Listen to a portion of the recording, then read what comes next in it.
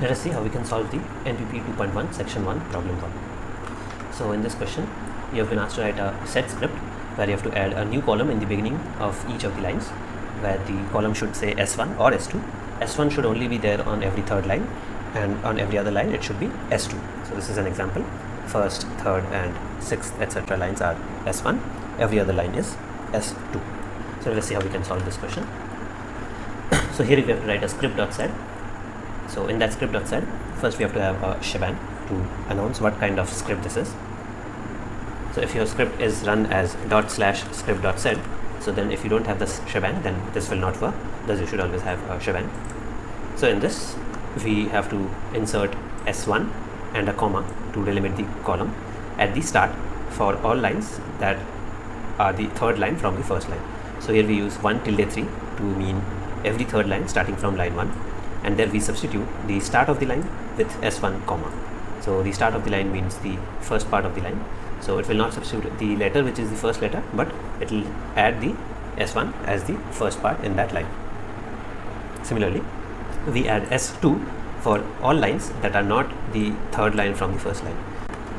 So every other line, like the second and third line, and then the fifth and sixth lines, etc., they will have S2 instead of S1. So that is how we solve the first question of NPPE 2.1. Let us see how we can solve the NPPE 2.1 section 1 problem 2 question. In this question you have asked to write a set script, script.set, where you have to mask the first 6 digits of 4 numbers with asterisks, such that only last 4 digits of 4 numbers of the 10 digits are visible. So here 4 numbers will always be 10 digits and the first 6 digits should be masked. So let us see how the test cases look for this question. So we can go to OPT SC2001 and the same name as this current directory. There we can see the public test cases. So you can see some test cases might be like this, where the phone number is in some part of the line and we have to first find that phone number, which is 10 digits, and mask the first 6 digits with stars. So let us see how we can do this. So we have to create a script.set file, and we should have the shebang at the first line to mention what executable to use to run the script. And here we have to simply search for the lines that have 6 digits followed by 4 digits, and the 4 digits we are grouping in a group so that we can use the back reference to again put that back. So the first 6 digits we are simply replacing with 6 asterisks, and the last 4 digits we are putting back as the group. So this is how we solve the second question. So let us see how we can solve NPPE 2.1 section 1 problem 3. Here the question asks us to write a awk script, script.awk, such that we should print all the lines which contain only digits in that line present between the region of pound region and pound end region. So let us see the test cases for this. So we can see the test cases by printing the contents of the public folder in the /opt/sc2001/name of the current folder. So in here you can see if we have a number along with a letter, we should not print that. We should only print lines that have only numbers.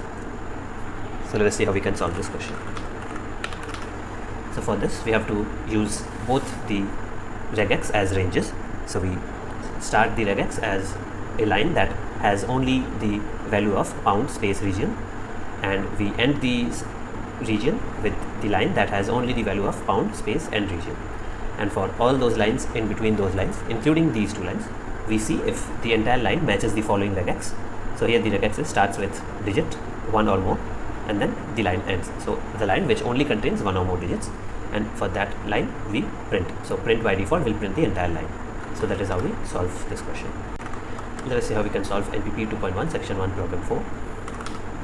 So in this question we have to write a script.sh to find the UID of the users belonging to the largest group. Assume there is only one largest group. So here largest group means a group which has the most number of users. We are given two files here. We are given the group file and the password file. The group file will contain the name of the group, X, the group ID, and then a comma separated list of the member usernames. And the password file will contain the username, X, UID, GID. So this GID is the primary group GID and not any secondary group GIDs. Description, home directory, full path to shell.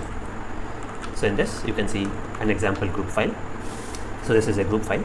So these are the secondary groups, student and teacher, and these are the primary groups. So if we have an X here, that means this is a secondary group, whereas these ones are simply the primary groups.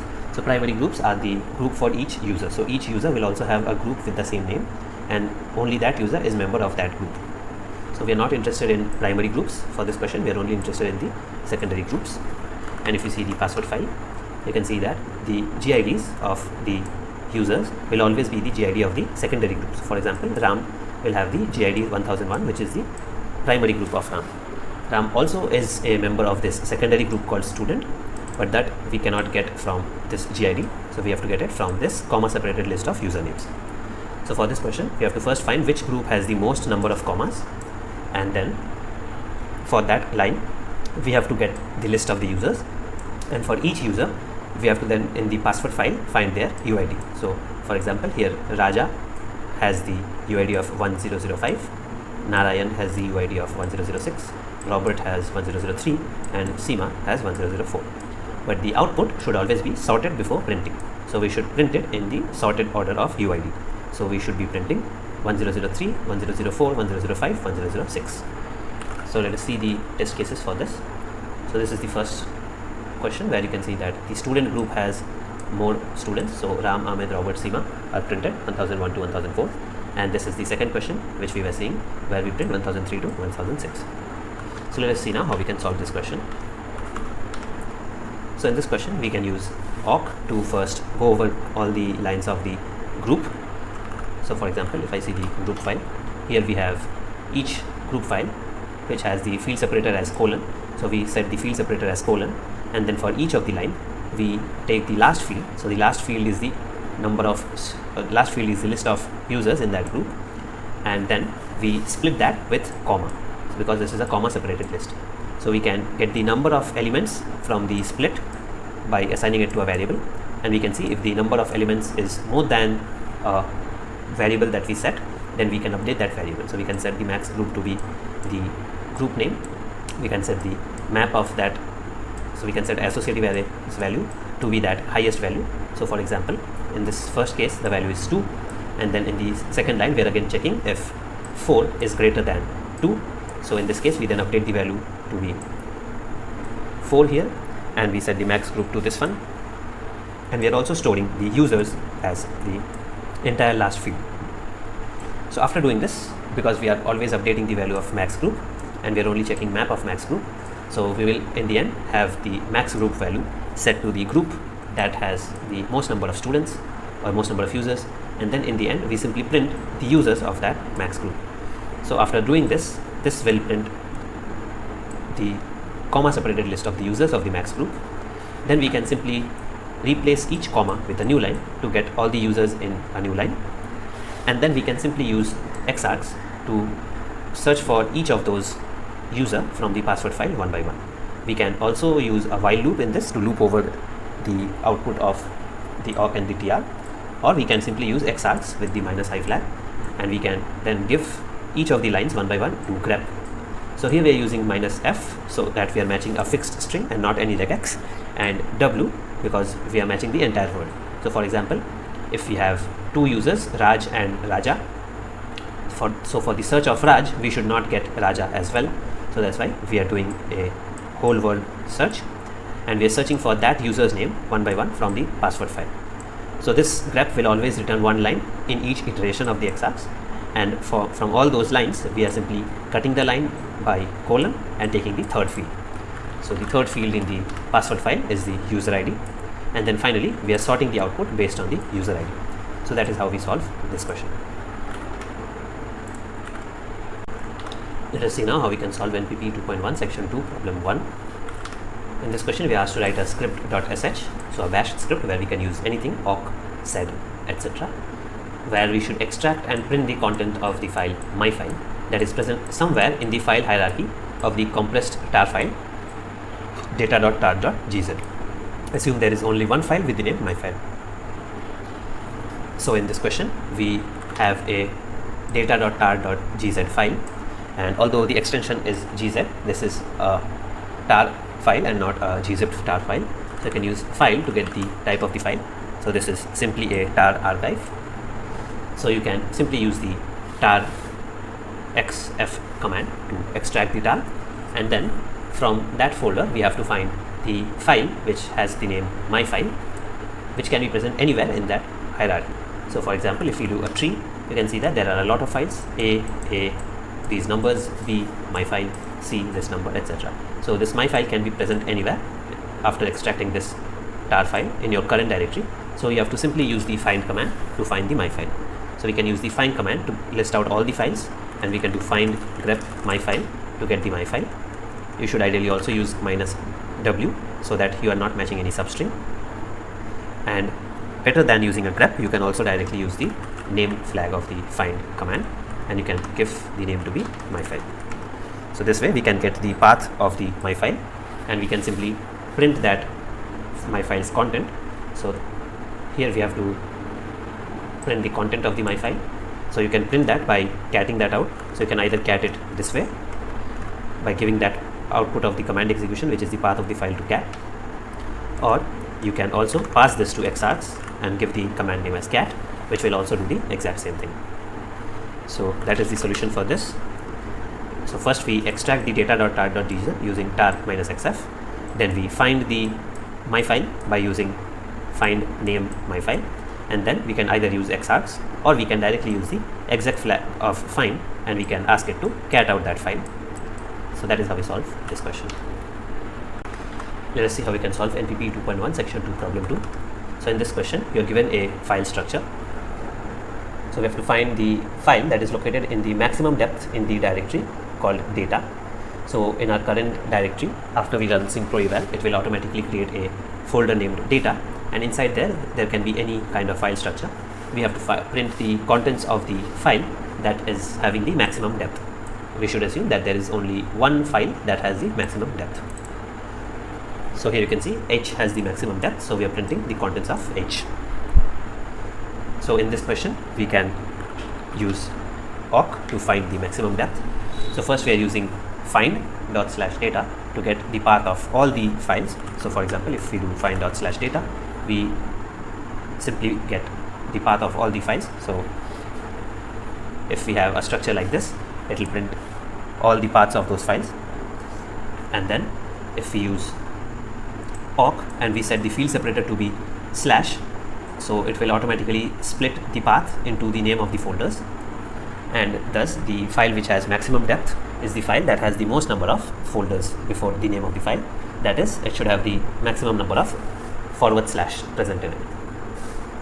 So you can also do this using grep by counting the number of time the / is present, or we can also use awk in this case and split it by /, and we can simply count the nf value, or the number of fields value, and we can set the maximum value of that, and we can also store the name of the file for which we get that maximum value, and in the end we can simply print the path of that file, and then the output of that awk will be the path of that file, which we can pass through xargs cat to print the name of that file. Another way to solve this problem would be to use a while loop. So we can set a variable max to be 0, and then we can run a while loop which reads line by line the output of find./data.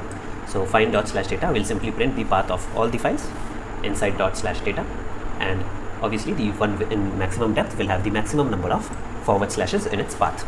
So for each line, which is the path of each of the files, we can match just the / in the path, and we can do it for that line, and we can then count the number of lines that grep outputs, which is basically the number of matches of / in that path.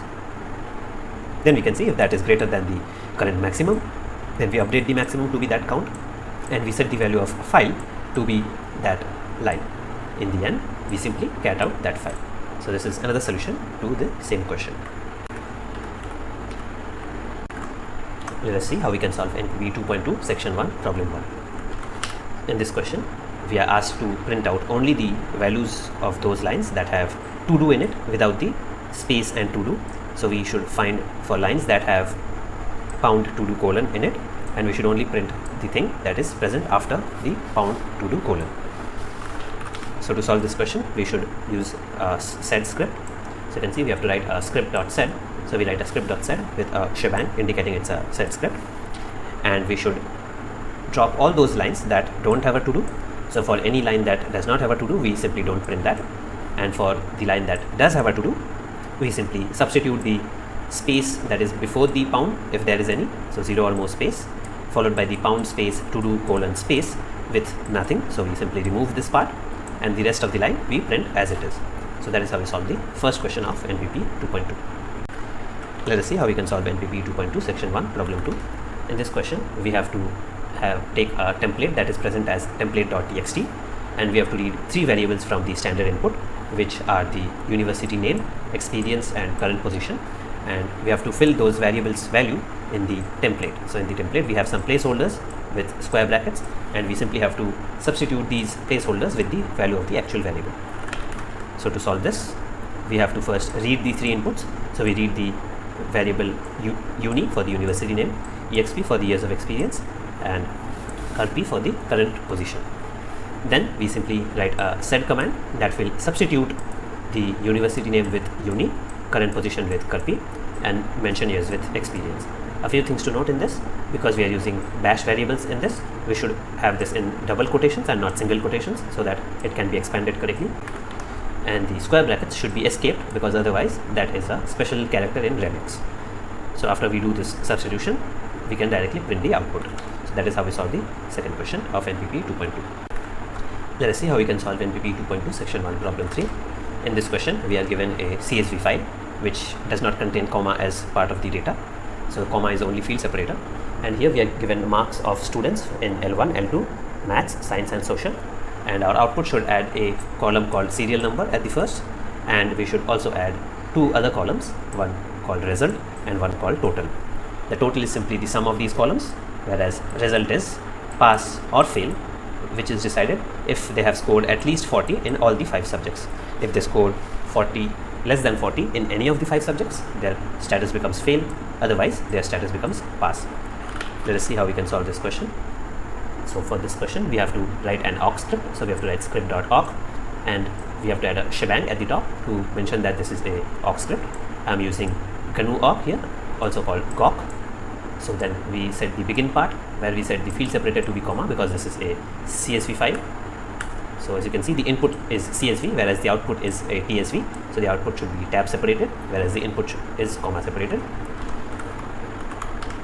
So we set the FS to be comma and the OFS to be tab. Then for the header we simply print serial number and then the columns that we already have and result and total. And for all the data rows which are not the headers, there we set the result to be fail, and only if all the marks are greater than equal to 40 we set the result to be pass. And then we simply print the number of line minus 1. So because this is the second line but the serial number should be 1, so we print nr minus 1, the normal values, the result and the sum of the columns. That is how we solve the third question. Let us see how we can solve NPP 2.2 section 1 problem 4.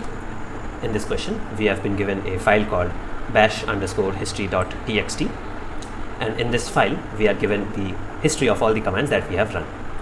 Here we have to assume the name of the command is the first word of that line. So for example, for ps pipe grep we don't count grep as a different command, we simply count ps as the command.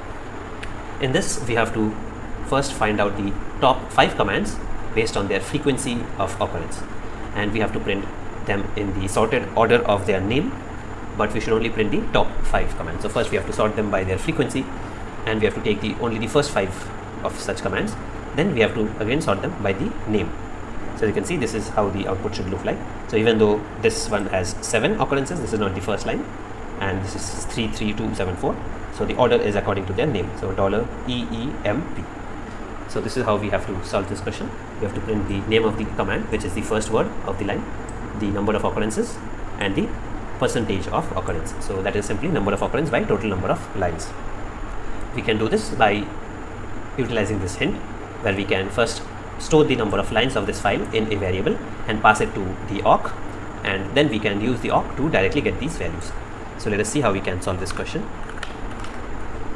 So this is for example bash file, and this is how we solve this. So for this question we have to create a script.sh. You are free to use any command in it, such as awk, sed, grep, etc. In this, first we take the variable called total, where we store the number of lines in the bash_history.txt file. Then we pass that value of total to awk with the name of total using the -v flag, and in awk we simply, for each line we simply use a associative array, and we use the first field, which is the first word, because awk by default splits by white space, and we store that associative value as the frequency. So every time we find the same command, we simply increase the count. So the com will contain the counts of the commands as the values and the name of the commands as the key. Then after processing all the lines, in the end we simply go over all the commands.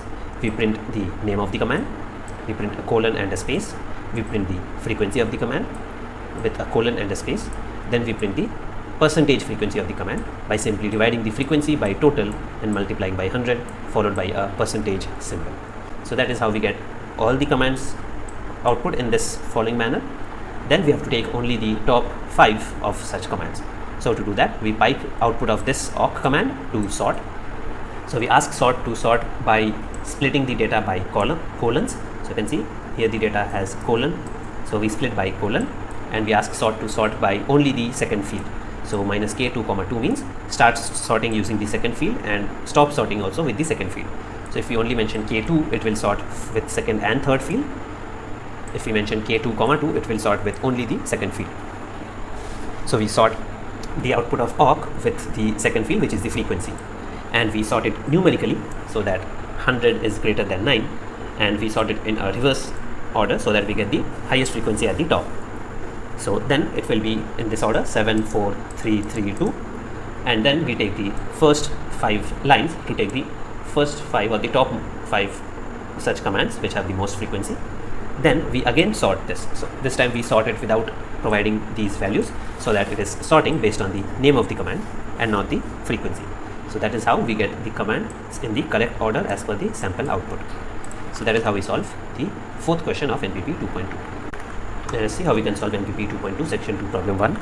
So in this question we are given a CSV file, and our job is to implement a bash script using getops that takes 2 options and accordingly performs the action. So the 2 options are L and S. If the L is provided, then the script should print the number of lines in the file. The file name is also provided to us by using this template. And if S is provided, then our script should sort the provided file using the column which is provided after S. So for example, if we provide script minus L and then the file name, it should tell that the total number of files in the file is 50. And if we provide script minus S2, which means sort by the second field, and we give another file name, so the output should be like this, where the second field is used to sort the data.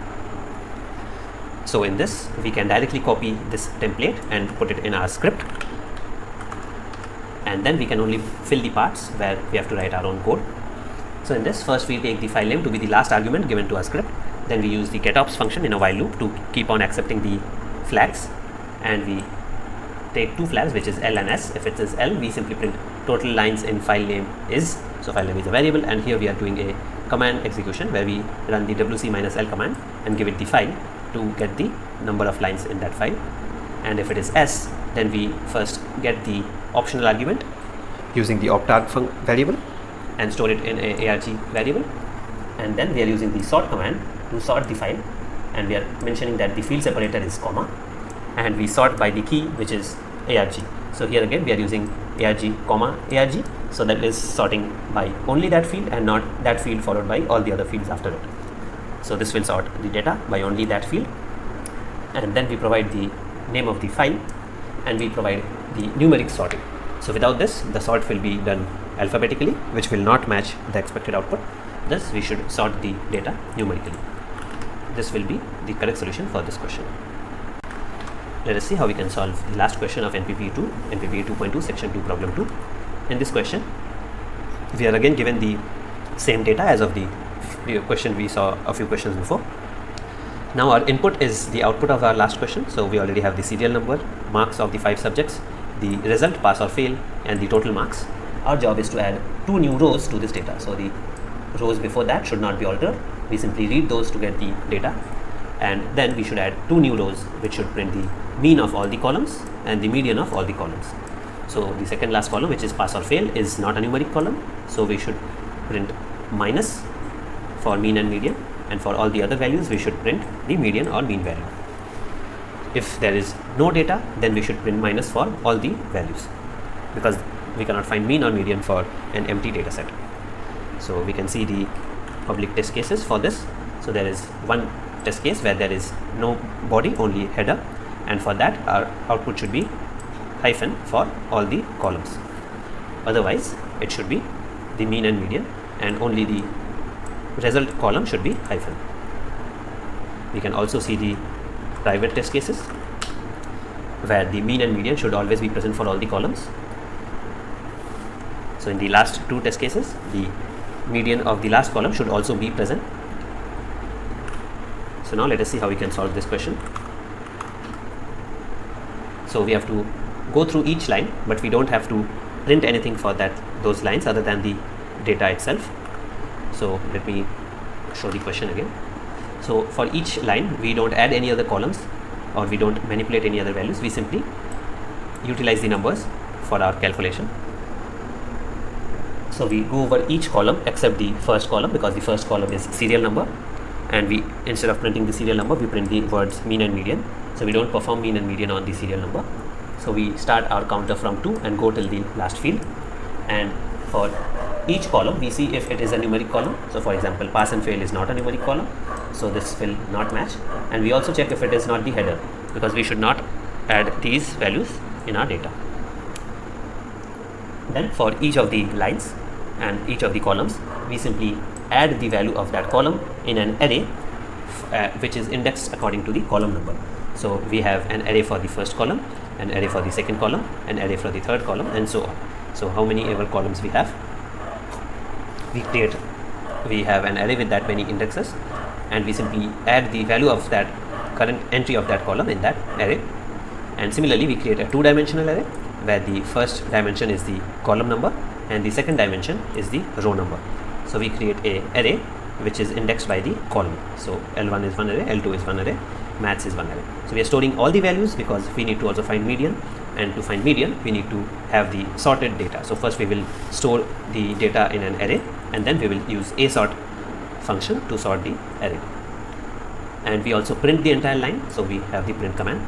In the end we then print the text mean first, and then we go over all the columns. So we do 2 to NF, and we check if that column has an entry in the sum. So for example, the pass or fail, which is the result one, will not have an entry in the column because we have this check here. So we will never have any values in that for that column in that array.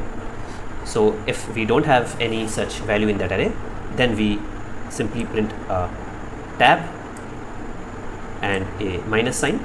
So if this is not true, then we print a tab and a minus sign. So this is what we print. And if it is there, then we print a tab, and then we print the value of the mean. So mean is nothing but the sum of the values divided by the number of the values. So we are subtracting 1 from NR because we don't count the header as one of the values. And we print the tab before the value so that there is no trailing tab space after this. Similarly, we print a new line and go to the next line, and we print median, and we then find the median of the values.